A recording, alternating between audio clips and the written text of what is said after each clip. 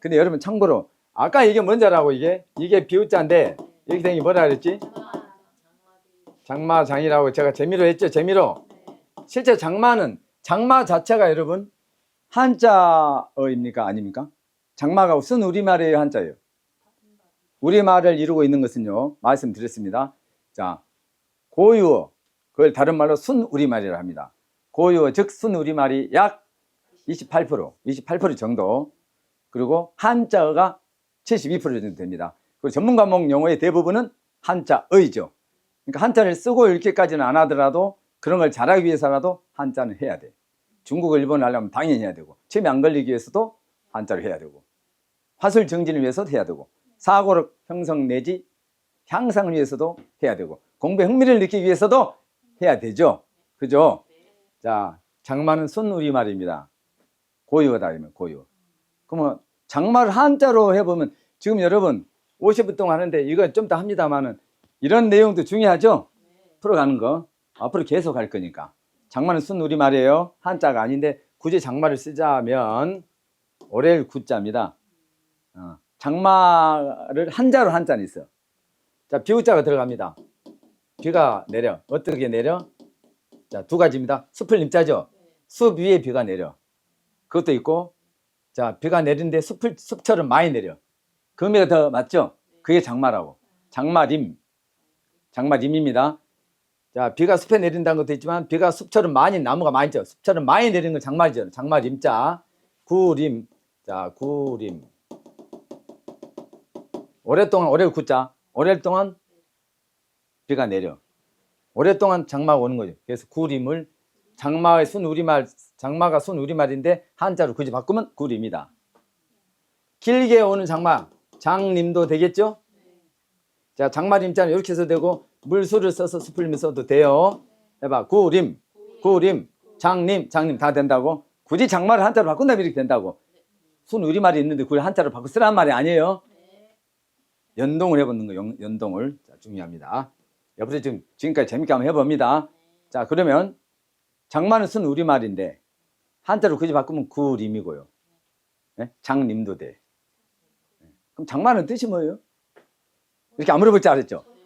오랫동안 많이 내리는 비. 비슷했어요. 자, 오랫동안 일정한 기간 동안 지속적으로 내리는 비, 그걸 장마라 그래. 주로 언제 와요? 여름에 오는데요. 원래는 이게 봄에 왔어요. 그래서 내가 그 말이 왜 한지 아세요? 괜히 한 게 아니에요. 중국어나 일본어에서는 그 봄에 온다는 말과 연계가 돼서 단어가 형성이 됐어요. 자, 중국어에서 장마는 이렇게 씁니다. 매우입니다. 매우. 자, 매화꽃 필 때 내리는 비. 봄이죠? 초봄보다는 늦봄이죠? 초봄보다는 늦봄이 내리는 비. 매우를 중국에서는 장마라 그래. 자, 근데 우리 발음 매운데 중국어로는 해봅니다. 매우입니다. 자, 해봐. 메이위.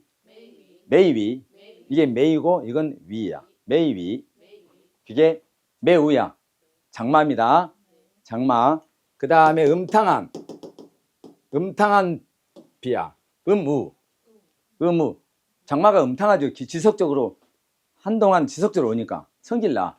음탕해 보여. 비가 음탕해. 미운 거죠.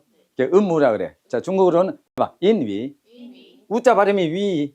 이건 인위.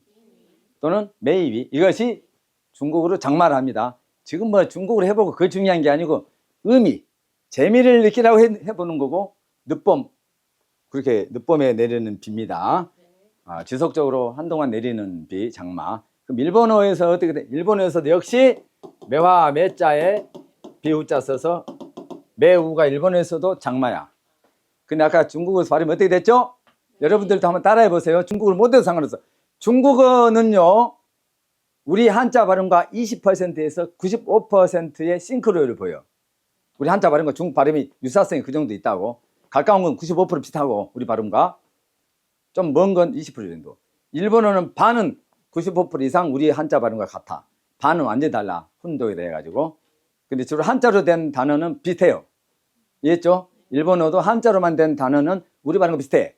그걸 이용해서 중국어, 일본어를 해야지. 미국 사람인데 영국 사람, 호주 사람이 일본어, 중국어 하듯이 한자 문화권에서 한 2점 활용도 안 하고 따로따로 외우면 안 되잖아요. 매우하고 비슷하게 발음하라고. 일본어 발음, 아까 중국 발음 어떻게 됐어요? 매위. 그 다음에 음무는 인위 했죠. 자, 일본 발음은 매우를 어떻게 한다고? 매위가 아니고 어떻게 해봐. 바유. 바유. 바유입니다. 바유. 매우, 바유. 매위도 매우하고 비슷하고 바유도 매우와 비슷하죠. 다른 차원에서 비슷하죠. 근데 이 매우를 그만 바유 안 하고 쯔유라 그래. 쯔유. 쯔유라고 해요. 많이 들어봤죠? 쯔유. 일본에서 많이 사셨죠. 해봐. 뭐라 그런다고 매우를? 쯔유 또는 바유.